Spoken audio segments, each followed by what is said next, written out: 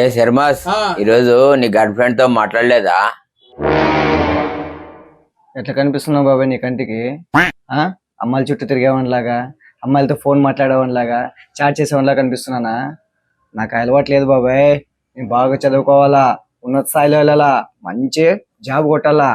అప్పుడు బాబాయ్ అమ్మాయిలు వాళ్ళంటే వాళ్ళే వస్తారు.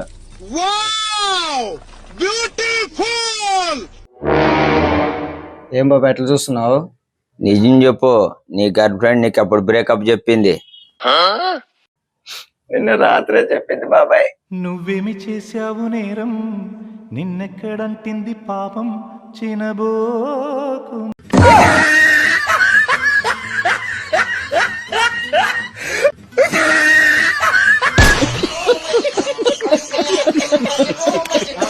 హలో, నేను మిమ్మల్ని లైక్ చేస్తున్నా.